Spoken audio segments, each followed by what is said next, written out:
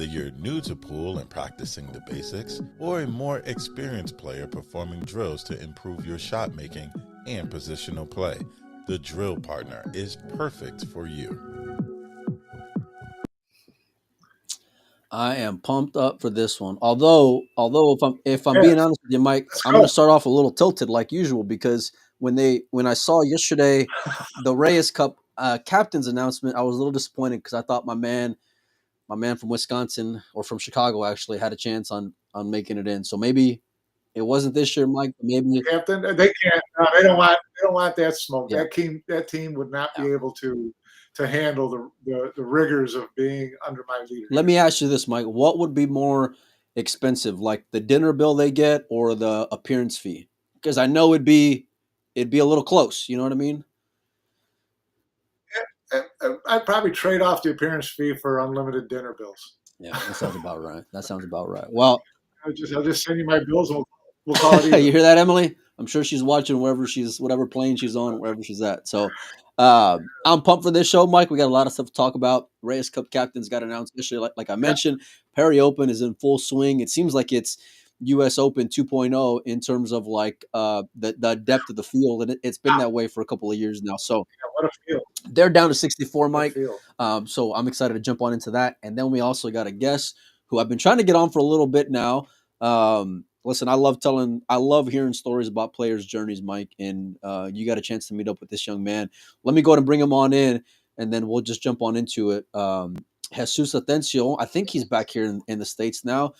Jesus, walk. Oh, if you can, Jesus, rotate Uh, your camera for me. I don't know why it might have shifted. yeah. It's all right. The show's called Dogging It for a reason, my man. Or stand on your head. There we go. Oh, Yep. maybe there it is. There it is. Now we're There Okay. we go. good. Welcome to the show, Jesus. How are you? Thank you, guys. Yeah, Thank you. I'm good. yeah. I'm good. How are you? We're doing all right, man. It's tough having to teach all these young kids I technology, know. isn't Yeah. it, I Mike? know. All Yeah. right. I remember when I was young, my mom would ask me like to set up the cable on the VCR and all that shit, and I thought, how do you not know how to do things? And now, as like technology's evolved, now I'm my mom and my daughters are me. You know what I mean? Where they're teaching me how to do things. So it's a part of life. But anyhow, Jesus, I would say welcome back to the show. But we've never had you on that I can think of. Where are you out of these days? I'm in home right now, Charlotte, North Carolina. Yeah. Having fun with my family, spending time. Because November, I have a full schedule. I have three events. The first one it's in Jacksonville, WNT tournament, from the 6th to the 9th. And then after that, I gotta go to Classic Billiard for the um, Classic Golden Flamingo Cup. Three players from South America against three players from Spain. And then after that, I gotta go to Oh, the nice. International Open. I, I Well, want what events are you playing in the International Yep. Open? What events are you going to play there? Are you Nine playing ball, in the just a one nine pocket ball. or the straight ball? Or just Why okay, not the one pocket? I seen you at okay. Derby play one pocket before. You got like one of those sneaky Jason Shaw type style one I pocket got games, lucky. dude. I got lucky. Yeah. To be honest, I don't really like one pocket, but definitely I wanna learn the game because to be the It'll best, you help. have to play everything. Yeah, We hadn't seen you yeah. in a little bit, Jesus, until the Florida Open recently, where you kind of just put your stamp back on the map. It seems like. Tell me what that experience was like for you, jumping back into a matchroom arena, and what the last like 45 days has been like for you. Yeah, that was one of my favorite tournaments so far. Uh, because I bring my family to the tournament, my parents, my wife, and my daughter. So I was so excited to play in front of them. And I play pool for 21 years already, and that was one of the best moments in my career. Um, just to have my family on the crown, and you know was a really special tournament for me. I mean, I beat good players like Federer, Earl Strickland, and I finished in the last 16, 17, yeah. yeah, 17, yeah. So I was really happy. I was spending time with my daughter. She's the love of my life, and that's why I feel like I play that way. I was enjoying the game. I was having fun, and I was really happy, to be honest. How old is your daughter and what's her name? Yeah. 1 year, 1 year. Michaela. That's a Yeah, beautiful name. It's a yeah. beautiful name. Thank you, Congratulations, Yeah. man. That's thank awesome. you, What thank you. I'm sure it's a different dynamic when you got the family around, but talk to me about the pressure of like having them all there. Listen, our people are like a little fiery, a little passionate, a little loud sometimes, so Yeah, at the beginning, I was having pressure because you want to do your best because you have your family. yeah. But at the end of the day, I was talking with myself, and actually, I talked with my wife about that. After my first match, because I was shaking. Yeah. And But yeah, I mean, we talk about everything, and she always asks me how I feel. How I feel when I play. If I have fun when I play pool, and I tell her that I was really happy because to play in front of your family. I mean, I love my family, and they're the best thing for me. Yeah. Of course, I have my sponsor and all the support, but my family is it's first. And you know I was living my dreams. So that was, like I say, that was one of the best moments in my career, and also in my life, because a lot of people know that I stopped playing for 2 years. And to come back and play in a matchroom event, a major event. It's a lot of pressure, because all the world is watching the tournament, all the sponsors, everybody on the venue. So that was a lot of pressure, but uh I found a way to control my emotions, and to keep the pressure, uh to put it on a different way. At the same time, i Yeah. was i was having pressure, and I was shaking, but I was trying to have fun when I was playing. So that was a pretty nice tournament for me. What do you got, Mike? Yeah, you actually finished ninth through 16th in Florida, Yeah, tied for ninth, which was great. yeah, Um, and uh, and I've talked to several players, during the match, to try to calm yourself down when you're feeling pressure. Do you think about your daughter? yeah, always, always. Every I've talked to time. so many Yeah, players every time who do that. I was in pressure in that tournament. I mean, since I got my daughter, my mind changed a lot. And every time I Yeah, have pressure, or every time I feel sad, or I have any problem, I always think about my daughter, because she's the reason that I start playing again after yeah, when I quit for 2 years. She's the yeah. reason that I Why do start you playing pool again. why do you say that? Because I was, when I quit, because I know a lot of people have that question, and I'm really open to answer the question.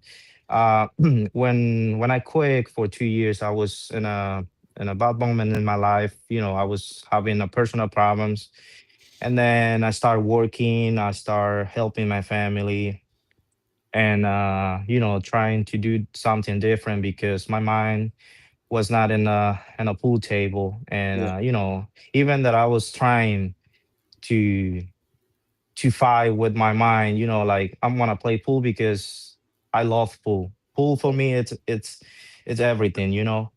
And I was feeling so sad, because I talked with my mom. uh about this, back to 2 years ago, and she was Mhm. asking me every day, "Hey, son, when you going to play pool again?" So that question for me was, I not even sleep well in those days because to see my family, asking me that question, and I was not focused on the game, and that's why I started working. I was trying, doing something different, and then I remember um, when my daughters when she burned, Yeah. uh, I told my wife, "I'm ready," and she was like, "What do you mean?" "I'm That's a good ready. time. I'm That's a good. Yeah, That's a good yeah, time. What? Yeah. yeah, yeah, yeah." I tell her because the first time when I see my daughter in my hands, uh everything changed, and I tell her, "Hey, I'm ready to play pool again," and she was like, "Are you serious?" "Yeah, I'm ready. I want to play, and I want to start practice again, and I want to play a major event." And uh and I remember I was in Puerto Rico, and the first tournament that I played was the Puerto Rico Open, the Medalla Light. Rico Open, yeah, Yeah, and yeah. I bring her and my daughter, and I remember I played my first match, and I was so nervous. Like I cannot even explain I was feeling that day, and then I tell her, "Hey, I'm scared. I'm scared to play," and she was like, "Why? You already have the experience." And I was like, "Yeah, I know I have the experience, but I stopped playing for 2 years, and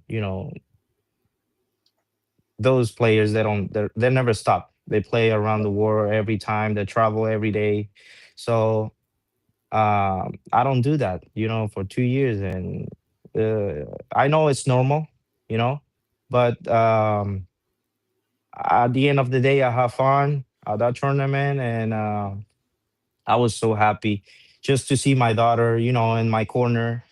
Like I say, she's everything, she's the love of my life, and that's the reason that I play pool again, because of her.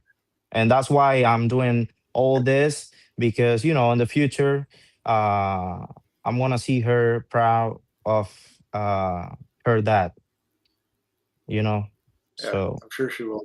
I'm sure she. Yeah.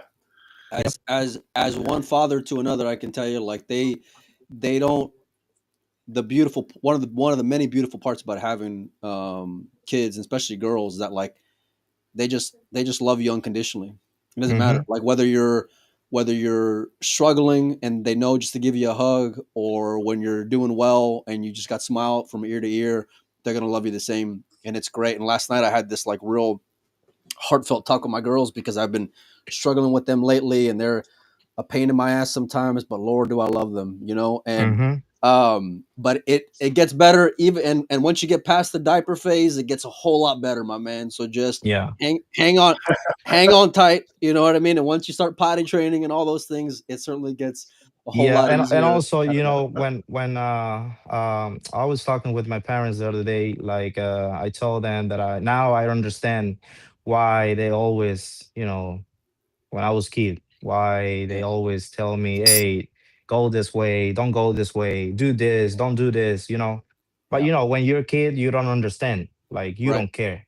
yeah, You just want to do your things. So yeah. now that I'm that, I understand, so many things, and I changed my mind. My daughter changed my life also, Yeah. and like right now, mm, I'm really focused on my career. I just want to play pool. I want to do my best, like always, and I feel like I'm in the good moment, Yeah. and the way I'm playing right now, my confidence is it's high, and I'm ready to play pool.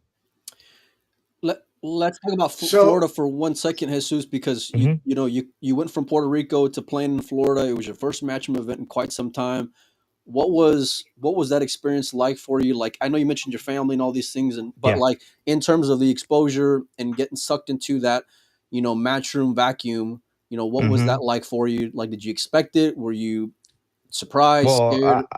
I was, I was surprised the way I play on the Florida Open, to be honest, because I remember after I played the Florida Open, I come back home for 5 days, and then I was watching all my matches because I don't know why, but uh, I think I play 4 times on the main table Yeah, on the live street. Yeah, live street table on the Florida Open. which is So crazy, by the way. Unless yeah, you're yeah, SC or Federer, it's very yeah. hard to get four matches in a major on a TV Mm-hmm. table. Yeah. So I was lucky to play on the main table, and then when I was here at home, I was watching all my matches, and I was uh I see so many difference. The way I was playing that tournament compare, like 2 years ago. Yeah. So the way I was thinking on the table, the way I was walking around the table, also, I was looking different, and I'm not even practice that. So I was, so did you yeah, surprise yeah, I was yourself? surprised to myself Yeah. because I was, when you're a kid, you have so many dreams, and when you watch all those top players on the big tournaments, you want to play like them. You want to play. You want to look professional. So that's the way I was looking on the Florida Open, and I was surprised because I not even expect to play that way, to be honest. And Yeah, then yeah. after that, I played the U.S. Open, and I was alone. I made some good friends at the U.S. Open from Puerto Rico. They travel from Puerto Rico to the U.S. Yeah. Open to watch my games. So they're a good friend of mine, and I want to say hi to Eric and Wilson Chaparro. So they're really good friends. So I was at the beginning I was alone, but after I meet them, they will support me all my matches, and I feel like after the Florida Open, after my performance, Matchroom put me on the live stream table in all my Yeah. matches. Yeah. So I remember the first match. I never checked the draw. I don't like to see the draw. I don't like to see my opponent. Yeah, I don't You like sound like that. You know what I mean? you sound like a pool player for sure. Because a Yeah, lot, a lot would say the I same don't. thing. I don't really like that. So my wife, she always check the draw, and she always tell me, "Hey, you gotta play at 2 p.m. You gotta play at this time, or you gotta play against this player." So uh when I was there, I checked the draw. I don't know why, but I was like, let me see what time I play. So when I checked the draw, I see my name against an American player on the table one. And I was like, table one, that means main table. Yeah. Yeah, and I was trying to find the guy because most of the times when you play on the main table, it's against top players like Gors, SBB, Yeah. Aloysius Jab. So I was like, no, they put me on the main table because of me, Yeah. you know, Because of yeah, you. because of me. And I was so excited. And then I called my family, I called my parents, I called my wife, and I was like, guys, I'm going to play on the main table. And that was one of my dream because for us to play on the US Open is one of the big tournaments that we have a year. So and the arena it's completely different, compare Florida Open or another tournament. So Yeah, I was big. so Yeah. excited when I see the arena, and I was that match, I was not under pressure because I was enjoying my moment. Yeah. So I played good and the first match, and then the second match they put me on the main table again, and I Yeah. was like, why? Like, yeah, because you're trying to understand what's the reason that, because Yeah. normally it's hard to play back to back on the same table. Yeah. So Yeah. I remember that I play like four times, like I think four times on the main table, and also I play on the table two, and on the table four. So those was on the live stream table. So the difference between Yeah. table two or table three or table four compare the main table, the way the table play is different. I love to play on the main Yeah. table, because it's warm. So it's like you feel good to play on the main table. So the other tables they play different. Uh but yeah, definitely I enjoy my tournament at the US Open. And I was, like I said before, my confidence was really high, and I was having fun with my friends from Puerto Rico. And at the end of the day, when I lost against Michael Buanan from Philippines, I was a little sad because the way he beat me, that was the same way I lost against John Mora at the Florida Open. I was on the hill 9-5. So that was the same history, the same way. I miss one time with both players, and at the end they beat me, and I was a little sad, to be honest, because I was expecting to go deep on both tournaments, because the way I was playing. But Yeah. at the end of the day, you have to understand. You have to. I mean, I'm one of the person that I believe that everything happened for a reason. And God time, it's perfect. So I was What talking with myself, like because when you're on the hill, you need just one game, and Yeah. it's Yeah. winner break. Everything can happen. You can break, you can scratch on the break, or you can make mistake. But after I miss the against Michael, I missed the 5 ball, and against John Moore, I missed the 4 ball. So that was like a routine shot. Yeah. And after that, I never had a chance to to No. to Was win it like the a game. was it a different level of pressure you feel like given the spot of the tournament and the players that you were playing against? No, not really. Uh, I remember when I missed 5 ball against Michael, I was 8-4. I was up 8-4, and that was to go to the hill. And then I missed the 5 ball, and I was in the share. I remember that I was talking with myself. I was like, Jesus, why you missed that one? You can lose. You can lose the match. Yeah. Because of Yeah. that ball. And I was, because when you there, so many things um happen on your mind. Like Yeah. your mind talk to you. So I was like, to trying to stay focused on the game, and I was waiting for my chance. But he plays so good. I have to give his credit, because he's a phenomenal player. And I mean, both John Yeah. Mora too. They both beat me really good, and I was I was upset, but at the same time, I was happy with my performance because I do my best. What So, Yeah. what's it Yeah. like being like one of the first showcase Latin American players on a matchroom stage? Because that doesn't happen.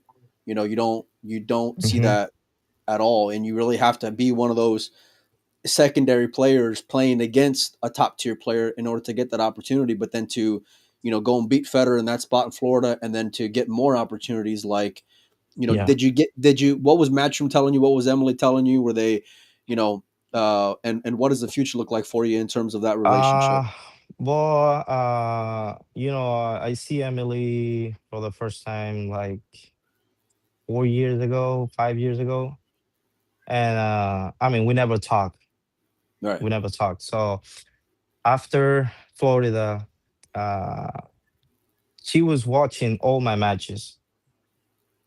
I mean, I guess she was, uh, you know, she was having fun with the crown because in Florida, so many uh, uh, Latin America Yeah. people. So Okay. I guess Yeah, she yeah. was having fun with the crown, and she talked to me. Like she say, "Hey, congratulations! You played great. You look fantastic on the main table. Look the crown. Look the social media.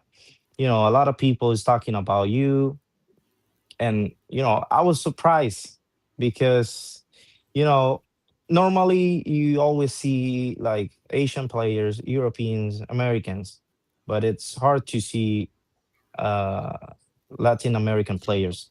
And I mean, Yeah. we have a lot of talent in Latin America. We have players like Jerson Martinez, we have players like Yeah. Christopher Tevez, Yeah. you know World 10 ball and they, finalist. yeah, Yeah. he lost in the finals against a Yeah. Poland guy. So Yeah. we have the talent to be there, which is sometimes we need the opportunity to play on the main Yeah. table or to go deep on that kind of tournaments. But definitely we have the talent, we But have Well, it's the it's crazy level. because like it's one thing to get the opportunity, but then it's another thing to take Hmm. advantage of the opportunity. Hmm. And there's a Yeah. lot of players that Yeah. when they work just hard enough to be able to get on that stage, and then they'll shit the bed, or they'll just play flat or whatever. And parlay that into some pretty great experiences out there, and it's awesome to see, man. As a fan, and like your skill set, the way you play, how exciting you are. I've said for years I thought you were the second best jumper in the world behind Federer, and that's just one part of it. You know what I mean? Like you got a Yeah. really great all around game. Talk to me about. Um, I know you're here in the States, but you're from Venezuela. Any Yeah. plans to get your green card, and any potential hopes to maybe play for Team USA? Because we could use a little bit of help these days. I know Mike doesn't want to admit it, but I need Here we go. we could use Here a we little bit go. of help. Yeah. If you need any letters of Yeah, Yeah. recommendation, let me Yeah. know. Well, I always call, when I talk about my girl, I always say my wife. But next week, it's my wedding. nice. So yeah. So after that, I gotta wait at least 4 to 5 months to get my green card. And then whenever I Let's have my fucking green go. card, yeah, whenever I have my green card, I can start traveling and playing all the matchroom events, and I can compete, with all the American players to get the points for the Mosconi Cup. Yeah. Yeah. So that's one of my big dreams to represent United States on the Mosconi Cup. And I'm really happy that I born on Venezuela. That's my country, but Right. this country give me the opportunity and to do what I do, to Right. play pool, and Yeah. to get my sponsors, to get a better life, because It's my American country dream, man. get yeah, my Yeah. country, it's not really good, so many problems. And if I can represent United States on the Mosconi Cup, will be my pleasure, and it's an honor to be on the same team with guys like Federer, SVB, Skyler, Billy Thor. Oscar Yeah. Dominguez. So Well, if I can be there, uh, it will be really good. So after you get your green card, will you be trying to go for Yeah, yeah, citizenship? but I have to wait 2 years. I have to be married for two Yeah, years, and then I can apply for the apply US. for Yeah, citizenship. I want to touch base with you on Yeah, that 3 versus 3 matchup you got coming up at Classic Billiards because I think it's a great style tournament. I think yeah, and I know on paper your team may be up against it, but you mentioned Gerson. He's a fucking monster. He breaks so yeah. good and he's got a lot of heart. Tevez Mm-hmm. is very well seasoned, but you guys are up against it against the Spaniards with Jonas and David and Yeah, Fran. FSR. Yeah. Yeah, yeah. So how excited are you for that Uh, challenge? I mean, when I got a call from Classic, and they tell me about this event, I was so excited. Because they think on me, to put me on the team. So I was so excited, and also I have a teammates in that event that Mira, they're mira. strong players. We got shit talking FSR. already. We got shit talking already in the chat from Fran. He says you got no chance. they're What did already he say? What did he he, say? he said you got no chance. obviously. Let's see. Let's see. Yeah, They have yeah, no chance, he say. yeah, yeah, No, he's my teammate also, from QTech. We yeah. are on the same team, and we have a nice relationship. We are good friends, and I hope he can win the tournament on Vietnam. I think he's still on the tournament. Yeah, But yeah, that's a great tournament, especially for us, for Latin America. Agreed. Because if we beat them, I mean, we don't know. Maybe the next one it's against America, or maybe against Europe, maybe against Asia. I mean, we never know Yeah. what's the plan yeah, for Classic. But definitely Dave is the owner of Classic Billiard. He's a he's a great guy, and he's doing so many great things. Um, Yeah. Christopher, Yeah. he say saludos. So yeah, I mean, he's doing great things, especially for Latin American players. And Yeah. I'm really glad that I'm in the same team in Classic. And we have Jerson, we have Christopher, we have a bunch of players sponsored by Classic. And I'm really glad that I can be part of this show, and I hope we can beat Spain, Well, because like I said before, we have the talent, we have the level, we absolutely. are hungry, we are hungry, and we are ready. And I know they're ready too, but let's see what happened. The one thing I love about Latin American players, and it's similar to the Filipinos, is that they take so much pride in Yeah, performing, and competing, yeah.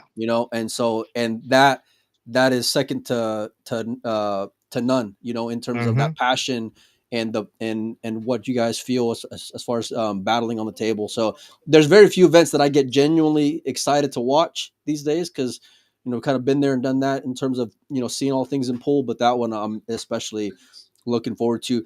Jesus, I know you mentioned your family a bunch of times and your sponsors, and you got a great support system. Talk to me about the other sponsors real quick before we get you out of here, who have helped you out uh over the last time competing again. yeah, after my performance in both events, you know in the past 2 months, 3 months, so many great things happened in my career. And I gotta say thanks, first, to Jason Weir.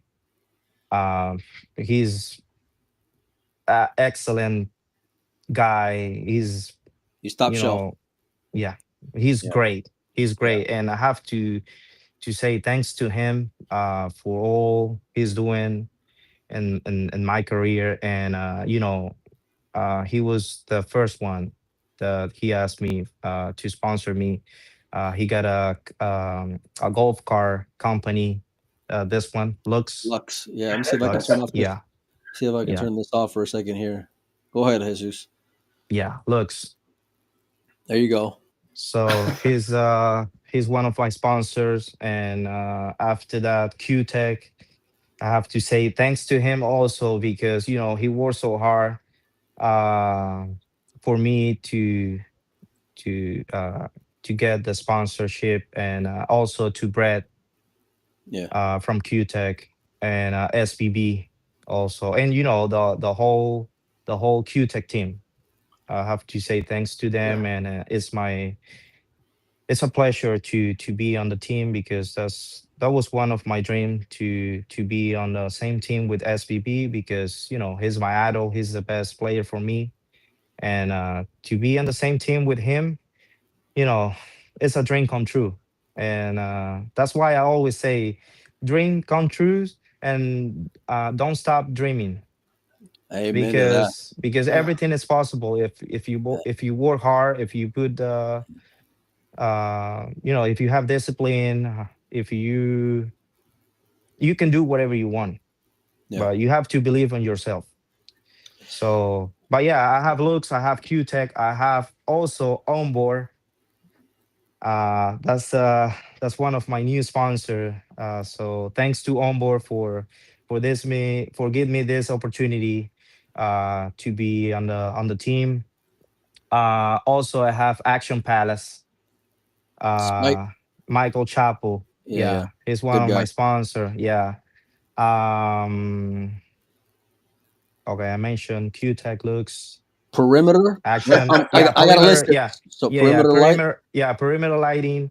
That's one of my sponsors. So thanks to him for giving me this opportunity. I have who else? I have six sponsors, but Uh, it's crazy because they Yeah. come, Here we go. Pro at the same Pro time. Pro Fitment Billiard Classic. Solutions. Yeah, Cliff is he's my other sponsor. Thanks to him, and him and Jason. They're good friends, and they talk about me. So he gave me the chance to represent his company also. And Classic Billiard, he's Yeah. one of my sponsor, and they helped me a lot, and I'm proud to represent Billiard Classic and in Miami, Fort Lauderdale. So that's the best pool hall Yeah. in South Florida. Classic Billiard. All right. I want to get you out of here real quick because Brett would kill me if All I don't right, make mention of it. What's the cue you're playing with right now? SVB, Gen SVB. 2? Yeah, Gen 2. This one right here.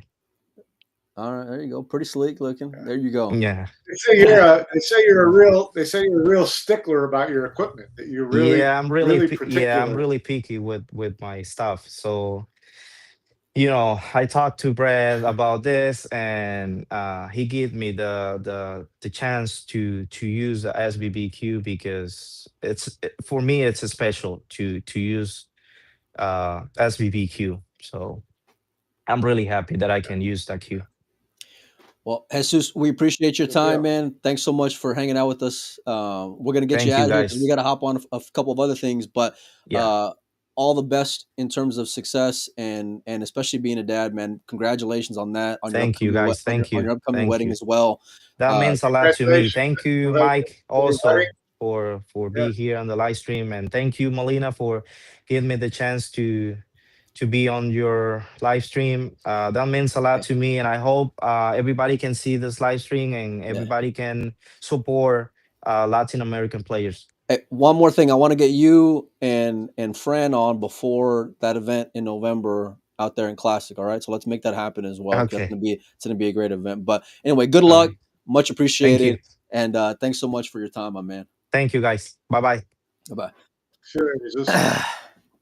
Mike, we've interviewed a lot of players before, and there's some where I get like a little nervous as far as how it's gonna go. And I've interviewed and I'm not gonna throw out your names, but there's some players where like they'll just give me one word answers, and I'm like, fuck, man, But like Jesus came with so much passion and so much enthusiasm, and he was Yeah, so well, you know genuinely what? excited to talk about his story. yeah, and you can tell that he's found his purpose and he's found his reason for, he's always loved pool, but now he's found his reason for really getting back into it. And you can tell sometimes when you're away from something, you realize how much you miss it or how much it means to you, Yeah. or you get new incentive. It's almost like starting all over again. And you can kind of hear that in his voice and see that in his eyes, that he's like, okay, I've kind of gotten this second chance to take a run at this, and I'm really devoted to it. And I'm sure, I wanted to ask him a little bit about how tough it must be for him not being able to travel. It's the same thing with like Vitaly Petsura. Yeah. Well, sitting there and watching these guys play in Vietnam and Hanoi Open or in the World 10 Ball Championship and thinking, damn, I want to be there. So I hope everything goes really well and quickly with him as far as getting his green card and then getting whatever visa or American citizenship he needs to be able to travel around the world and compete with these guys on a regular basis, because he's got the talent, and you want to see him. You want to see him in that arena. I've said this before, and I'll say it again. I think that kid's got world championship pedigree written all over him. I think he's got that kind of game, and I was already a fan before. Obviously, him being Latin American, there's like a soft spot when it comes to players like that for me personally, Mike.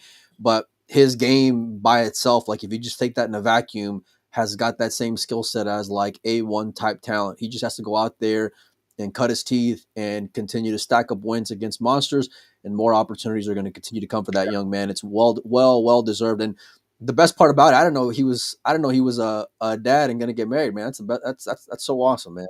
Yeah. No, he's talked about that a little bit in the past, and how much that drove him, to do better. And like I said, I've talked to 2 or 3 players that, have young children, and they're like, when I feel like I'm under pressure, all I got to do is picture my daughter, picture my son, and everything's better. And so you see this kind of new outlook on what you're doing and why you're doing it.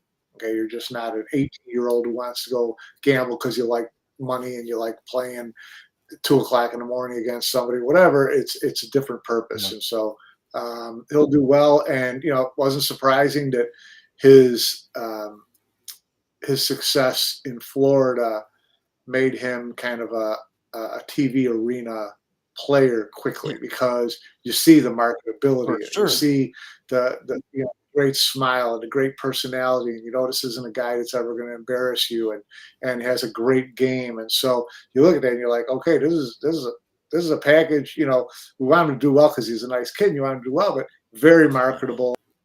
And so a lot of opportunity for him if he keeps. Let me tell you something about Latin American families, Mike. Okay, you ain't never too old to get your ass whooped, and you better not embarrass the family. That's like rule number 1 and rule 1A. So going out there and representing the way that he did is all class.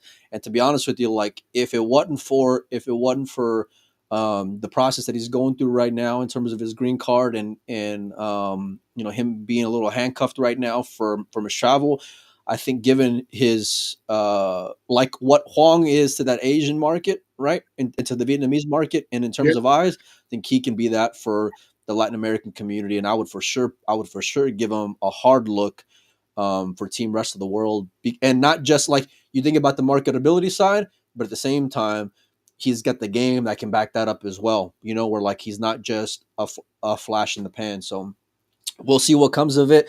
Time will tell. But on the note of the Reyes Cup, Mike, and the Team Rest of the World, yesterday there was some Matchroom news, and you were filming BD Live, which was a great, fun interview, by the way. But I want to transition over, if we can, into that announcement. And let me see if I can bring up here my my other screen, Mike. Like I said to start the show, I was surprised that Penoza was not announced as a captain, but we ended up with 2 other guys instead. Previously, they were all right, I guess.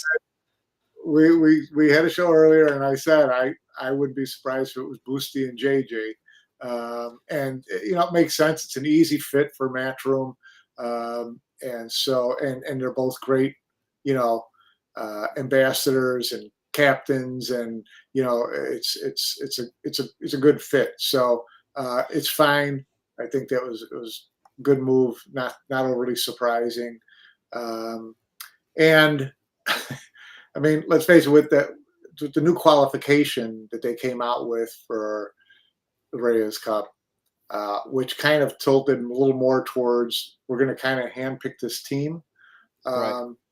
You know, these are the guys who are probably on the same page with them on where to go with this as well, right? Yeah, I mean, like So, they're team players in that aspect for sure, but they're also very, very well seasoned. Obviously, Double J's got more of a finger on the pulse because he lives it, he breathes it, he commentates on it. You know what I mean? So he sees talent, yeah, all year round. And I saw some comments online, like as far as his record with the American team, but I don't necessarily like. I don't necessarily look at it the same way, Mike, because I feel like his hands were a little bit tied when it came to that team for quite a few years, So, but the one thing that I really and genuinely this, appreciate about JJ is like he's a no bullshit kind of guy. Like he's a sports fan. Like he knows you are graded based off of wins and losses, and he's not one to give you any excuses personally, Mike. at the same time, and I'm not trying to diminish it at all. This is just the second year of an event that they're building up. So the captaincy last year was 97% ceremonial, right? Oh yeah. Um, and this year it'll be somewhat similar, although I expect JJ to take a little more of that leadership captain role than maybe Carl and Efren did last year. Boosty, I'm Oh, not sure it's not even close. how involved he'll be from that standpoint because Johan Chua kind of ran the show last year from the inside, and I could see that being pretty similar again this year. I don't think Boosie's going to go fire and brimstone in the locker room and play that game. So it's the players who are in the event, and Yeah. but good picks. Yeah, I think like for Bustamante, I get it. I feel like he's part for the show. Because like you mentioned, and I'll agree with you 100% in terms of Johan. And if it wasn't broke, don't fix it. In my opinion, anyway, when it came to Johan, and if ever there was a guy who took pride into being that player captain Yeah, and really embracing all that is, you know what I mean, yeah, and still giving it all out there, Johan embodies that. You know what I mean? And that was one thing from last year that I was surprised about, but only in the sense that like you're not supposed to be like that as one of the youngest kids in that crowd, especially when you look over to yeah, your left and there's Efren, and you look over to your right and there's Carlo Beato. You know what I yeah, mean? And so for him to kind of like step up in that role and just take it on, and really did an outstanding job because his moves were awesome in that pseudo captain spot. Double J, I feel like, and we'll see as the team kind of unfolds, but I think he'll have his hands full, Mike. I think he'll have a real big challenge. He's got a great opportunity here, but I do feel like he's got a really big challenge trying to compete with the Asians, in my opinion. got a big he's got a big challenge ahead of him. And I don't know if you want to get into players and Oh, well, why not, team, Mike? We're already here. how the team's going to be put together. You know, and I'm not bashing any players, but Jay is going to be a little more For handcuffed sure. than Boosty in terms of his player makeup, And based on what we think ele- is going to happen. el- You and I have talked about this, yeah. so Elaborate on that for me if you can, Mike. well, you and I are, in full agreement at this point that we believe Shane will not be eligible to be, available for JJ to pick. Yeah, no, I don't. Okay, but they will want another American player, right? Right. Because they've got Federer, who's quasi-American and was supposed to be Team USA's kind of turn, that type of thing. So we both, I think, agree that we think Sky is going to be one of the picks for Team Rest of the World. Okay. We also know that Jason will be on Team Rest of the World. I don't think either one of us think that's even remotely not possible. Well, Agree? we saw that from from the onset when it came to the announcement of this Rest of the World team, and we saw Shane part of that same press release as well. And I was kind of surprised. And back then in June and July, whenever it was, I would have bet a lot of money that I thought Shane was going to be on that team. Now, whenever things came out that he wasn't going to Yeah. play Hanoi and the Philippines, and you know how it is, Mike, out there, in the matchroom camp, if you're not going to play, you're not going to get an opportunity. So there you go, and Right. so I, like you and like we talked about before, I do not expect Shane to be on that team. I do expect Shaw to be on that team, but Jason, like, here's the thing when it comes to those two, when it comes to Jason and Sky, because like for Jason, I kind of look at him a little bit differently. Now I know neither one of them had the success this year that you would imagine for a team like that, right? And if you're looking just based off of merit, but like you got to give a little bit of credit in that, like they've still won. You know what I mean? Like as far as the Europeans go. And I know last year against the Asians wasn't the best outcome, but like Jason's had a pretty stellar performance on that stage. So that part I Yeah, can he kind of plays. Listen, he plays well. He plays well in Yeah. that event, no doubt about it. But if you're talking about, um, JJ walking in there with the 5 players who are in the best form from the rest of the world, he he will won't have not. that. He absolutely 100% will not. So Yeah. Whereas in Team Asia, it will be pretty damn close. Oh yeah.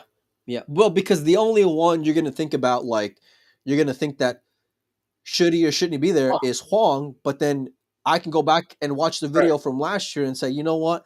And oh, by the way, he's playing pretty good today, and he's playing pretty good yesterday, and he's That's what I playing pretty mean. good lately too. Long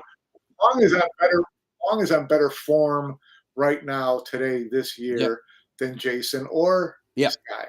So he's not a big setback. But for he that would be the team. only And then the other question 4 mark players as on far as that Asian team who we expect to be on Correct. there, because I, Correct. like you, I expect to be the same 5 Well, guys, yeah. with the exception of maybe Ko Pin Yi for Ko Ping Chung, but that's flip a coin there. You know what I mean? Like you're Yeah, I would think maybe Ko Ping Yi for Ko Ping Chung, because Ko Ping Yi is performed better in the WNT Yeah. events, whereas Ko Ping Chung has won the World 10 Ball, which is not going to give I him didn't even any know Ko Ping points Yi was ahead of Ko in Ping Chung in rankings because my eyes tell me that Ko Ping Chung has had a better season, And so, but then you look at Yeah, rankings and it's a little bit different. but it's all relative to whose season you Yeah. played well in, right? So, and I understand it. I don't have a problem with that. So if that's the case, then yeah, I would kind of expect Team Asia to be. I would not be surprised if it's the same 5 guys as last year. Huge advantage for them going into this, if that's the case, and Team Rest of the World is a new configuration and doesn't have necessarily the top 5 informed guys available. Yeah, like Nick says there in the comment, this is the team that with the except, I don't know about Kachi. Kachi's who I would put. I don't know if we're gonna see him on there, but that's the 5 that I expect to see out there in Manila. And here's the other thing about it, because we saw Sky sharing Reyes Cup posts and things like that. Like it's not. You're talking about Claudio Cacci, right? No, he's talking about big boy. He's talking about big, big man, big Big Kachi. Cacci? Yeah, I'm assuming anyway. That's who I'd be talking about. I mean, like, again, just think. And here's the deal: like, if you're gonna weigh the Jason and the Sky factor when it comes to that, what they can bring to that atmosphere and arena, right? That social media storyline of Big Kachi going into Manila is as compelling for me, and I think it'll fire up some fans out there as well, Mike. So that's where I would lean on Big Well, Brother yeah, a of little bit course. more. If you want to set a match to gasoline, Hell you yeah. bring an Eklund. So that would be. I don't know where Eklund stands in the rankings, but well, and he'll also, by the way, he'll also be in Indonesia next week as well. So there's that, and we all know what we all know those unwritten rules for in order to play in the the Reyes Cup. Excuse me, Mike. Well, there's no doubt that Claudio's been in better form this year than Eklund. Well, I mean, look, the World Championship run is gonna give him a huge bump in terms of like money earned. You know what I mean? But like, I think I'm not talking about points. I'm just talking about if you do the eye test on the yeah. I would agree. There's still what space. Yeah, no, I do agree there as well. And that's where how brutal it is to make that team comes into play. And so Right. I think it's a big, massive misstep to not include Filler and Shane on that team. And I want to go on the record in saying that, Mike, because I feel like from a storyline standpoint, from the years that they've had, what they can bring to that environment and that arena, and what they can do to boost that team, I feel like it's a huge I just pile I on the think face. I think Josh and Shane should play a 3-day race to 120 on the same As a days. big fuck you to them. I love that idea, Mike. Now we're talking, Mike. This is what I need. I need more like Petty Panozzo in my life. That's what I need, because with ideas like that, this is where we're gonna like start hitting gold here, Mike. I agree with you. I said that would be pretty fucking epic to have that overshadow those because I get and by the way, put it for free on Facebook. Donations go to the players. Let's really milk it out and get all the eyes on them for as long as possible. Look, And it's let's have some fun. like Let's have some fun with it. there's a need for stars and box office and draws. You know what I mean in the pool world, and this is why you've held on to storylines for as long as you have. And Well,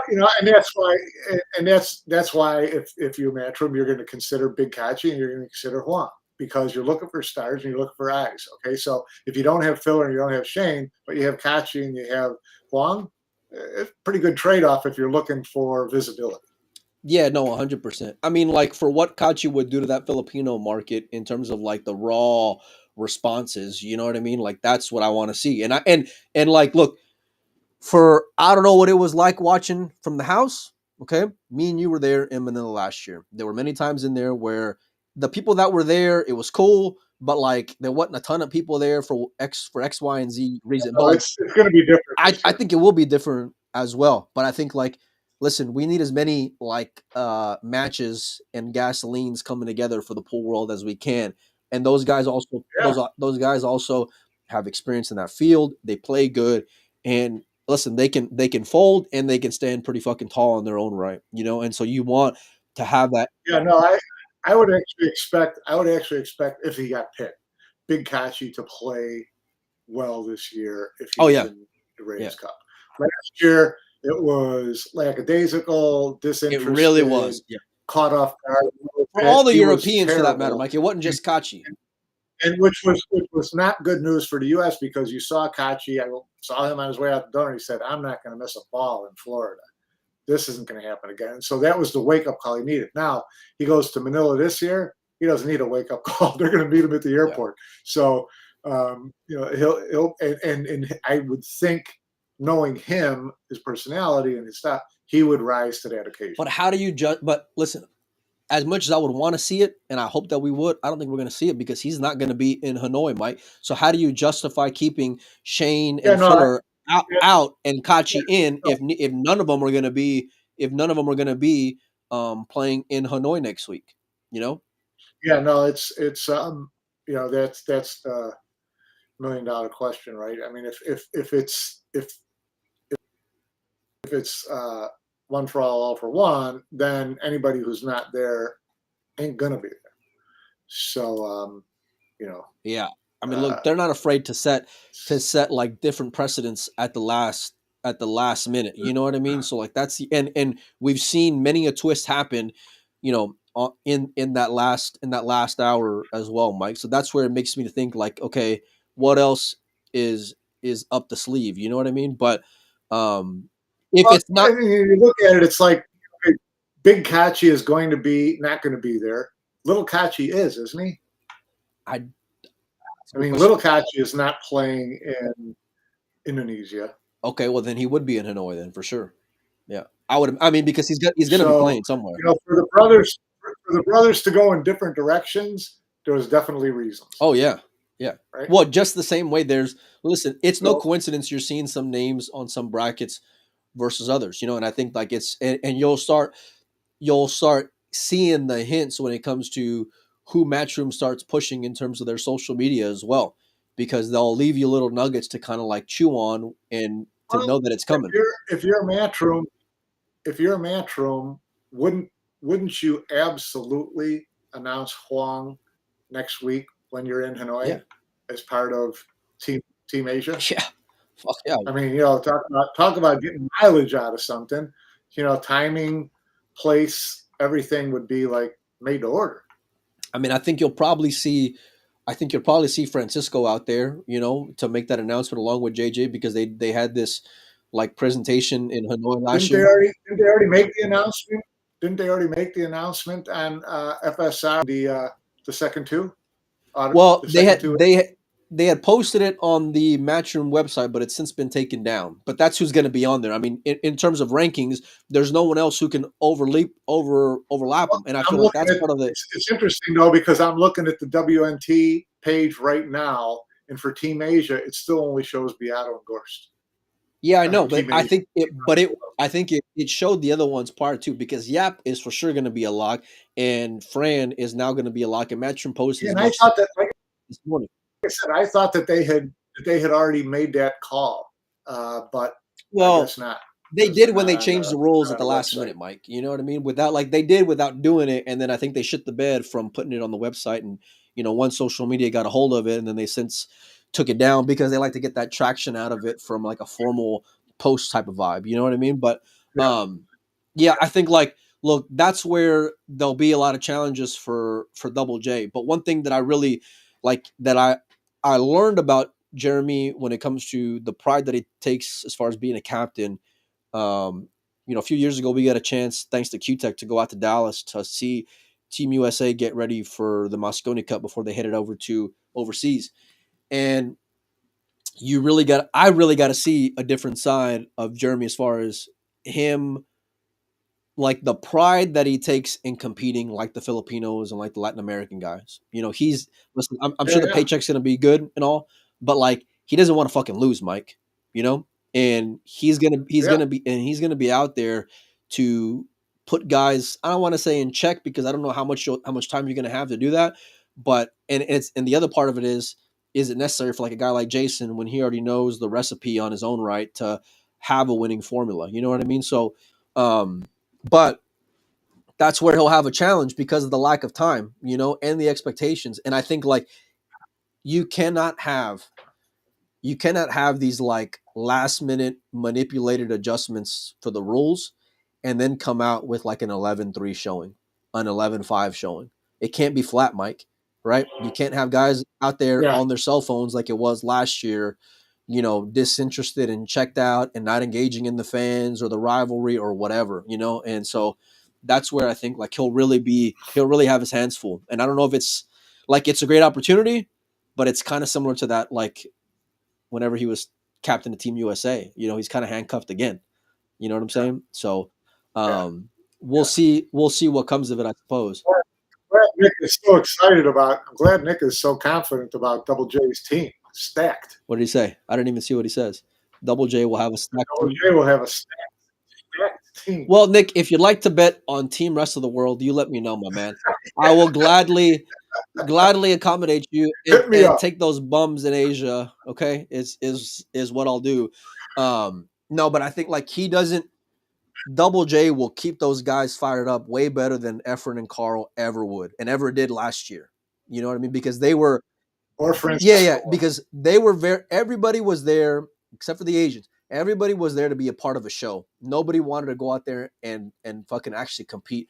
And even for the Mosconi Cup, I feel like the pride in which representing is very much missing as of late. You know what I mean? So you gotta figure out some way to light some fire under these guys' asses, Mike. One way or the other. It won't take long.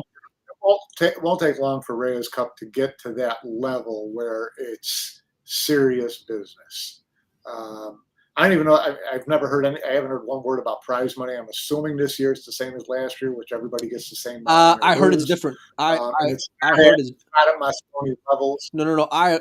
And I know it's not official. I don't even know if I'm supposed to say this, but I heard that the prize money will be tiered based off of winning and losing.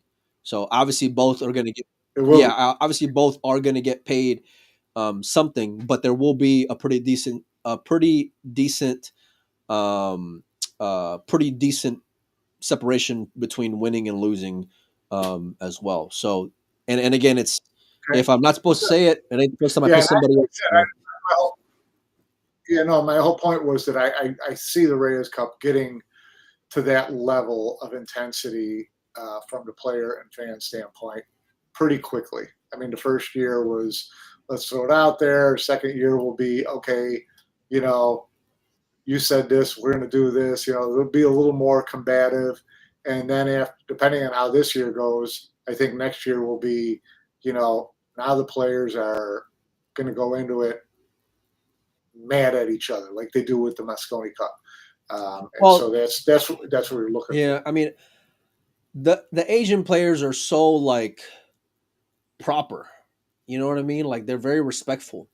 And I'm not saying it in this conversation as like it being complimentary because I want it to be more rivalry. You know what I'm saying? I want it to be more shit talking, but for a lot of those guys, that's just not in their DNA like it is for a guy like Jason. You know, where it's a little bit easier. They don't need to do the shit talking. They don't need to do the shit talking. There's 9 million Asian fans who, especially Filipino fans, who can do all the talking to get anybody riled up they want to get riled up because they're pros at it. Look, I'll be watching. I think it will be better than last year, but that's still not saying a whole lot. But I genuinely wish that we would get Josh and Shane on that team, because if you were to throw that in with a Jason, with a Federer, now we're fucking cooking, you know, and then the fifth guy still wouldn't know who to put on the fifth spot still. But nobody's a bigger Federer fan than me, but you know, Federer isn't any guarantee in these events yet either. No, in terms of quality of play. You could say the same thing for right? SPB. His last two Cups. What's that? 100%. But 100%. Here's the deal: we know what the upside is, and that upside is far too great to ignore. You know, and so like, and so that's where I'm sorry, you know, to break anyone's heart, but everyone's not treated equally. You know, now when you get the resume of a Federer or an SVB, then you know exceptions can be made, right? But I do agree with you. I think like when you have, especially because they're both so like introverted, you know, and I know Federer's been a little bit more like outgoing lately, but like I think fundamentally he's not, right? So like he's having to work to be that kind of person, where Jason, it just comes natural. And if you have Jason taking the heat and those other like top A1 stars just going out there, that's why, you know, Jason's to a certain extent the opposite of the argument you just made for Federer and Shane. Federer and Shane have the resumes that they should be on the team no matter how they play from year to year on the team. Jason doesn't have the points to be on by merit, but you're always going to put him on because in that arena he's an absolute monster. He's a psychopath in that arena. You know, like he feeds off of energy. You know, he feeds off of the crowd. He feeds off of that environment. If I were the Filipino fans when Jason played, I wouldn't say a word. I would hit the mute button and pick up a newspaper and read the newspaper. Boring, right? That's what I would do, right? Just don't even feed him. And you know what? Like as I kind of think about it a little bit, in a sense, it's kind of not surprising that like of all the events, Jason won Hanoi, because he hasn't won a match or major otherwise, right? At least in the modern era. But like it makes sense that like of all of them, that's the one he wins, because that's the one where there's crowd and energy and environment and all those things. That was his venue. Yeah. Mike, who would you take? James says, I think it's time for a dinner bet. I think he's right. Who would you take today for winning the Reyes Cup? Would you take Team Rest of the World? Good luck. We'll see you at dinner. No, I'm not. Check, please. You made a mistake offering. I'm not agreeing to it. Okay, just for the record, I am not going to be agreeing to it. Mike, there was other news over the weekend, and there will continue to be over the weekend as the Peri Open is shaping up. They're down to the final 64 out there, Mike. It is by far the most stacked event of the year, and it was the same last year. How crazy is it to see like an event in a, and I don't even want to say pool room because they got 100 tables in there, literally. Like, But here's my question for you. I mean, it's a good prize fund, right? 200,000. Yeah. Is that what it is? 200,000 prize 200,000. fund for the Perry Yeah. Open? Okay. So it's like a Matchroom major. I mean, is it good or bad? I mean, Hanoi is like right after this. Yeah. Do you want your horse to battle through this entire thing to the final day, final match, and then go to Hanoi tomorrow? Well, there's I always mean, that argument, right? Like you don't want to pick too soon, right? I think but, like if this is a $200,000 tournament, it's the same as Hanoi, right? Isn't Hanoi yeah, 200? Hanoi's 200. Yeah, yeah. So this is Perry Open is 200. Perry Open's 200K. Yeah, which is more is Yeah. So almost double what the Philippines Open will be. I think the Philippines Open's at 125. I should know this stuff, but what's first place at Perry Open? I'm thinking 30 off the top of my head. I don't know though. I mean, I'm sure the players. So it's basically like two WNT majors back to back. So yeah, see, my point would have been if the Hanoi Open was lopsided to this money wise, do you want to kill yourself this week and then go to Hanoi on fumes or having to, play perfect for 14 days? So, but if it's the same prize for both, then Yeah, have it's a at good it. question, Mike. I think like if you were to ask Matchroom, they'll say like the exposure you get on the Matchroom, stage, blah blah blah, right? But like the reality is it's the venue and the fans, and part of that's because of what Matchroom's created out there in Hanoi, or what make that so more prestigious.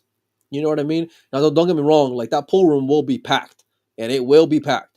But it's you can only Okay. fit so much into there as you can, Mike. Just given the logistics and space and things like that. So, It's good to have someone like Jenny Ann on board who we know can like find things on the intranet like immediately, which she did. So 25 grand for first prize for Perry Open, 40 for Hanoi.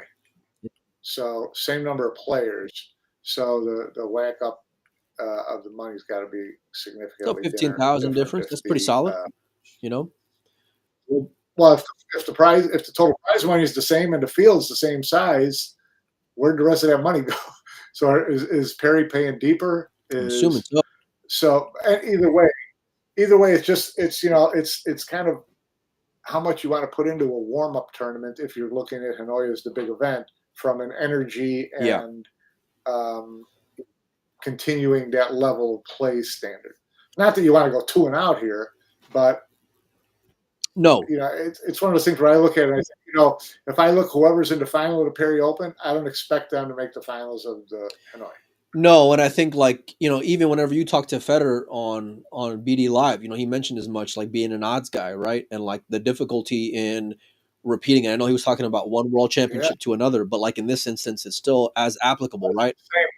Yeah. So it's like holding the same 2 events in a row is not easy. No, not at all, Mike. And so that's where there'll be some challenges for sure. And I think it'd be a great question to ask some of these top guys, and like Fran, for instance, and Fran, to his credit, had a great run in Hanoi last year, so as well. Like he made it well through single. And so like, but the fatigue factor is real, and when you're traveling back to back like that and you're competing back to back like that. Now I know the schedule is for it being in a pool room out there in Perry, Mike, it's a little bit easier, so yeah, but like because they'll at least plan it out a little bit better. But yeah, I'll be watching all weekend. I've been great event, though. I mean, yeah, no, the event's great. I've been watching like when I go to bed, I'll watch a match. When I wake up in the morning, I'll watch a match because of the time zone difference and whatever. But like there's so many stacked matchups. You guys can check out the bracket at digitalpool.com. I'm pretty sure they'll have the TV table at WNT TV as well. The bracket for this round of 64 is pretty brutal, including a Copigny, Jason Shaw matchup as well, Mike. So there'll be some be some good matchups. Yeah, and there's a lot of big names that are already gone out of this tournament as well. Mike, what's your schedule like the rest of the weekend, my man? I'm kind of around. All right. Well, if you're around tomorrow, Madeline's saying hello. If you're around tomorrow, let's take a look at the Perry. We'll see where the round of 32 is shaping up, or I guess the round of 16, I guess, where they're left with, and we'll see if we can dive into it a little bit more. All right, my man. Sounds good. All right, we appreciate all you guys and gals for hanging out with us. I got to run because I got 2 sick girls here, along with me being sick thanks to this one over here. So, Mike, enjoy the rest of your afternoon. We appreciate your time, and Jesus as well. We'll see all you guys a little bit later.